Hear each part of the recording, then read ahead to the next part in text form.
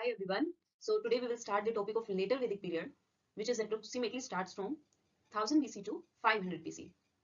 So let's see how we proceed with this chapter. First we will cover introduction part, then we will cover economy, then polity, then society, women rights. After that we will cover the religious practices they followed at this point of time. Before we start this chapter मैं आपको बताना चाहूंगी कि आपने अगर मेरी पिछली video नहीं देखी है जो कि एडवेंट ऑफ आर्यंस और अर्ली वैदिक पीरियड है, प्लीज जाकर वो देखिए इस चैप्टर पर आने से पहले, because if you see that video you can compare both the period easily and you can understand both the period. मैं यही कहूंगी कि अगर आप देखते हैं तो और बेनिफिशियल आपको होगा, ताकि आप वो दोनों पीरियड को अच्छे से कंपैरिजन भी कर पाएंगे और इजिली समझ भी पाएंगे। सो प्लीज जाके पहले वो वीडियो देखिए, then come on this chapter, it will be more beneficial to you only. So now we start later Vedic period, started from 1000 BC to 500 BC, which have and how later Vedic period discovered. See, around 1000 BC, iron was discovered from place Atranj Khera and Jha Khera in western UP, and it was a landmark discovery which brought many changes. Iron was the landmark discovery which brought many changes. What was the changes? They can create good quality tools which help them to clearing the dense forest of Gangetic Valley. And they found fertile agriculture. And on which they started aggressive agriculture. And slowly they penetrate to eastern part of India, which is Purvakhand, towards Purvakhand, and then central part, Madhya Desh, which means Madhya Pradesh. That time it was called Madhya Desh. And most of the information about later Vedic period we found from Yajurveda, Samveda, and Atharveda. These are the later Vedic texts which inform us about the later Vedic period. And river mentioned in these later Vedic text was Ganga, Yamuna, and Gandak. And later Vedic text, Gandak was called as Sadanira. Gandak name was Sadanira at that time. So this was the information about the later Vedic period. Now we come on the economic part. Economy during this period. See, agriculture commodities and agriculture land became the most important wealth. At this point. How it became? In later Vedic text, Rashtra term mentioned थी, and Rashtra term in later Vedic text से हमें ये पता चलता है, which indicates the importance of land. The next is cattle important but not like early Vedic period. Cattle important थी इस time पर भी, लेकिन अर्ली वैदिक पीरियड की तरह नहीं. अर्ली वैदिक पीरियड में क्या होता था, जो लड़ाइयां भी लड़ी जाती थी वो कैटल को सिक्योर करने के लिए लड़ी जाती थी. राजा के थ्रू जो बैटल सिक्योर की जाती थी वो कैटल के लिए की जाती थी. लेकिन जब हम लेटर वैदिक पीरियड को देखते हैं तो कैटल इंपॉर्टेंट है, बट इस टाइम पे टेरिटरी को एक्सटेंड करना इंपॉर्टेंट हो गया था. और इस टाइम पर इंपॉर्टेंट एग्रीकल्चर कमोडिटीज थी यावा, गोधुमा एंड ब्रिही. यावा मीन्स बार्ले, गोधुमा means wheat, and brihi means rice. So these were the agriculture commodities, important agriculture commodities. And taxation system कैसा था उस टाइम पे? Informal taxation system था, like early Vedic period. Early Vedic period में भी informal taxation system था, and उस taxation system को हम बाग और बाली के नाम से बोलते थे उस टाइम पे. So this is the economy during this period. Now we come on the part of polity during this period. इस टाइम पे क्या होता था, राजन की जो पोस्ट हुई थी, राजन post became much more important at this point of time. And उनका जो मोस्ट इंपॉर्टेंट फंक्शन था वो था organise battle to secure more land. पहले इन अर्ली वैदिक पीरियड में वो ऑर्गेनाइज बैटल करते थे कैटल को सिक्योर करने के लिए, बट इन लेटर वैदिक पीरियड लैंड के लिए बैटल ऑर्गेनाइज की जाती थी कि जितनी अपनी टेरिटरी को एक्सटेंड कर सके. हर राजा की यही होती थी कि वो बैटल करते थे to extend his territory. So land became the most important part at this point of time. The next is Sabha and Samiti. Lost former importance. In early Vedic period, Sabha, Samiti and Vidita was a three assembly and Rajan was assisted by them. But now in later Vedic period, Sabha, Samiti lost former importance. मैं फिर आपको ये कहना चाहूंगी कि अगर आपने मेरी अर्ली वैदिक पीरियड वाली वीडियो नहीं देखी तो प्लीज जाकर देखिए, वहां आपको पता चलेगा सभा, समिति, विदिता तीन असेंबलियां होती है, इनके क्या फंक्शन थे वो मैंने अच्छे से कवर किया हुआ है अर्ली वैदिक पीरियड में. तो प्लीज आप पहले वो वीडियो देखिए, फिर अगर आप ये वीडियो देखेंगे तो आपको बेनिफिशियल होगी. So now we come on Sabha and Samiti. Sabha Samiti lost former importance. Like in early Vedic period, Sabha Samiti assisted the Rajan and Vidita also. So Rajan was assisted by them. And women no more member. अब women थी जो वो इस सभा समिति की member भी नहीं रही. विदिता में तो पहले ही मेंबर नहीं थी, विमेंस अर्ली वैदिक पीरियड में भी नहीं थी, बट सभा समिति में भी वो मेंबर नहीं रही थी. And now Rajan assisted by Brahmins and nobles. In early Vedic period, these three assemblies assisted the Rajan, or now Rajan assisted by Brahmins and nobles. And Brahmins जो इस टाइम पे Brahmins initiated ritual sacrifices, and it confers supreme power to Rajan. Now see what was the ritual sacrifices. First is Rajsuya. Rajsuya में क्या होता था? It was a consecration ceremony in which Rajan was appointed with the blessing of God. Means हम कह सकते हैं एक तरह का राज्याभिषेक होता था तब राजन का. तो ये रिचुअल्स होते थे कि राजन का जो कॉन्सिक्रेशन होता था, ये वो सेरेमनी होती थी जिसमें राजन ब्लेसिंग ऑफ गॉड इसके थ्रू, राजसूया के थ्रू ब्लेसिंग ऑफ गॉड उनको means he was appointed with the blessing of God, ये हम कह सकते हैं राज्याभिषेक जब उनका होता था राजसूया में. And the next is Vajapeya, means drink of strength. Vajapeya के मींस एक ड्रिंक होती थी जो स्ट्रेंथ के लिए ड्रिंक की जाती थी. So that is why Vajpaya was named. And in Vajpaya what happened? It was a sport event in which chariot race was organized. In the end of ceremony, free feast was given to public. And what was the intention of this ritual? Was to win the heart of people. So ये ritual एक sport event की तरह ही था जिसमें chariot race होती थी और race होने के बाद फ्री फीस्ट दी जाती थी पब्लिक को, और इसका इंटेंशन था कि बस पीपल का heart, to win the heart of people, kind of ये सेरेमनी होती थी. Now the next is Ashvamedha. This ceremony was intended to extend the territory. इस वाली सेरेमनी में क्या होता था कि in this series of events one vein of healthy horse cut, horse की जो वेन होती थी वो कट की जाती थी, and horse release to venture into others territory, means other kingdom territory में उसको छोड़ दिया जाता था.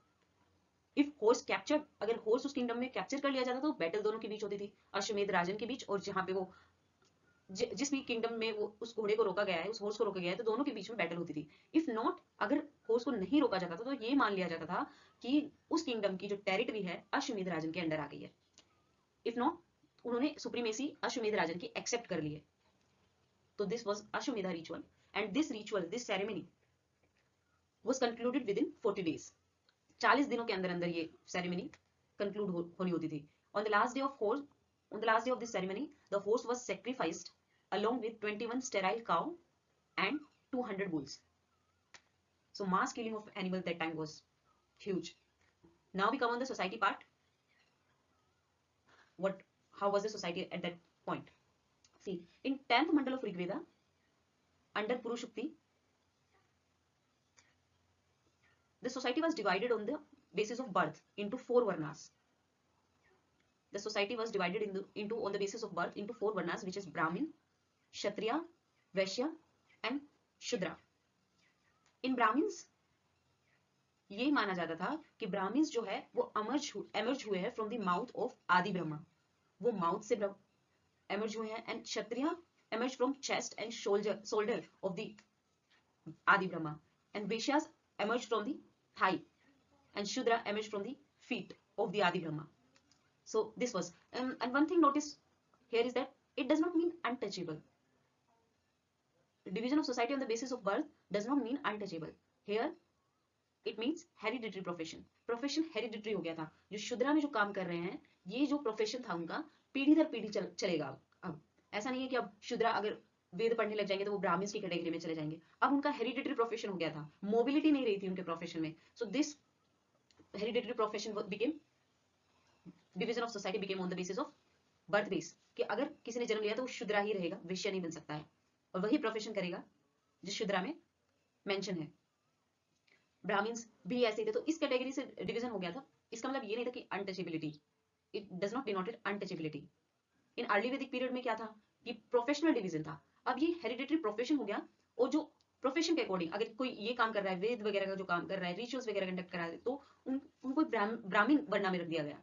क्षत्रिय जो वार के लिए जाते हैं, कोई भी लड़ाई लड़नी है बाहर, तो उन्हें क्षत्रिय की कैटेगरी में रख दिया गया, क्षत्रिय वर्णा में रख दिया गया. वेश्यास जो ट्रेडर्स होते थे, जो कॉमन पीपल्स होते थे, उन्हें वेश्या वर्णा में रख दिया गया. शुद्रा जो इन 3 कैटेगरी को सर्व करते थे, उन्हें शुद्रा कैटेगरी में रख दिया गया. सो अब एक तरह की मोबिलिटी नहीं रही थी सोसाइटी में।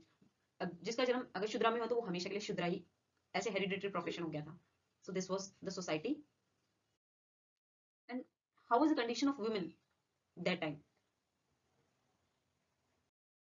That time political right of women was patriarchal society थी, and women position started to deteriorated with time.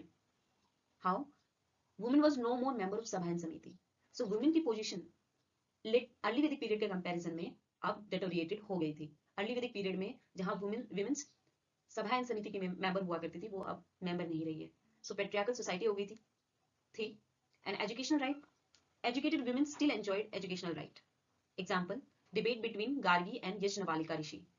इन दोनों के बीच की डिबेट से हमें इस पीरियड में ये पता चलता है कि एजुकेटेड डिस्कोर्स, एजुकेशन डिस्कोर्सेज में वुमेन पार्टिसिपेट अभी भी स्टिल कर रही थी। Marriage system, no child marriage, child marriage नहीं थी। गंधर्व विवाह, नो एनकरेजमेंट। अर्ली वैदिक पीरियड में गंधर्व विवाह को एनकरेजमेंट था, बट लेटर वैदिक पीरियड में के टाइम पे आते आते गंधर्व विवाह, no more encouragement. 8 type of marriage होती थी, जिसमें अनुलोम विवाह एक था, अनुलोम विवाह एंड प्रतिलोम विवाह। अनुलोम विवाह में क्या होता था, जो लो कास्ट विमेन्स होती थी वो हायर कास्ट के मेन से विवाह करती थी, इसे बोलते हैं अनुलोम विवाह। एंड प्रतिलोम विवाह में higher caste women lower caste man के साथ विवाह होता है इसमें। बट अनुलोम विवाह को एनकरेजमेंट था, बट इन प्रतिलोम विवाह में इस टाइम पे एनकरेजमेंट नहीं दिया जाता था। सो एंड विडो रीमैरिज थी अलाउड अंडर नियोग विवाह। नियोग विवाह सिस्टम के अंडर विडो रीमैरिज थी, जो कि अर्ली वैदिक पीरियड में भी थी। And polygamy was practice, but polyandry discouraged. Polyandry नहीं थी, डिस्करेज की जाती थी इसमें। एंड नाउ गोत्र was consolidated, which means a lineage from common ancestor. Now the next part is ashram system. At this point, 3 types of ashram system was consolidated, which is brahmacharya, grihastha, vanaprastha, and fourth one was sannyas. In brahmacharya, this was a phase of study and abstaining from physical pleasure, and grihastha, married life and its responsibility. It denotes married life and its responsibility. In vanaprastha, partial retirement in pursuance of higher knowledge. These 3 were emerged in later Vedic period, but sannyas, the last stage of ashram, sannyas was formalized in the later Vedic period. So sannyas, the last stage of ashram, was not consolidated or formalized in later Vedic period, but it was consolidated in the age of Buddha. Age of Buddha में ये संन्यास भी formalised हुआ, संन्यास system. But in letter वैदिक 3 system was there, ब्रह्मचर्य, गृहस्थ and वानप्रस्थ। एंड 16 संस्कार also emerged at this point of time, like गर्भधारण संस्कार, नामकरण संस्कार, चूड़ाकरण संस्कार, अन्न प्रसन्न संस्कार, उपनयन संस्कार, एंड विवाह संस्कार एंड अंत्येष्टि संस्कार. These are the samskar, and these samskar, what seems like they are striving for salvation. They striving for the salvation because they happen in once in life. ऐसा माना जाता था कि मोक्ष की तरफ जो ये संस्कार होते हैं, मोक्ष की तरफ ले जाते हैं, जो कि लाइफ में एक बार ही होता है. गर्भधान, नामकरण, चूड़ाकरण, अन्नप्रसन, विवाह, ये ऐसा माना जाता है कि ये जो सारे संस्कार हैं, ये एक लाइफ के लिए बहुत इंपॉर्टेंट होते हैं, और इसी के थ्रू जो इंसान की लाइफ है वो मोक्ष की तरफ ले जाते हैं, मोक्ष की तरफ जाती है. तो ये 16 संस्कार थे. Religious practices. What was the religious practices eight this point of time? Andhra, Agni, etc. lost former relevance. In early Vedic period, Indra, Agni, these were the gods who have the importance at that time. But in later Vedic period, they lost former relevance, and Brahma became the important divinity, who is also called Prajapati or creator of universe. At this point of time, concept of Rudra and Vishnu also emerged, but not as Tridev. अभी त्रिदेव का ब्रह्मा विष्णु महेश इस type का ऐसा कुछ नहीं था, but ये emerge हो ही रहे थे. And mode of worship, recitation of mantra, prayers के through, and offering of sacrifice. These 3 were the mode of worship. They worshipped the god. And objective of worship अभी भी मटेरियल गेन ही था, objective of worship, but जैसे ही end of the letter वैदिक period, progressive section of society emphasised spiritualism also must be objective of this worship. उन्होंने emphasise किया जैसे जैसे letter वैदिक पीरियड में प्रोग्रेसिव सोसाइटी हुई तो स्पिरिचुअलिज्म की तरफ भी एम्फेसाइज होना स्टार्ट हुआ, बट ये spiritualism formalized in the age of Buddha, completely जो एम्फेसाइज्ड स्पिरिचुअलिज्म की तरफ बुद्धा पीरियड में हुआ. So with this we end this video. I hope you found this video informative. Before we end this video, I again will emphasize you to please see the video of early Vedic period also, so that you can take the advantage to compare these two periods easily and you can understand.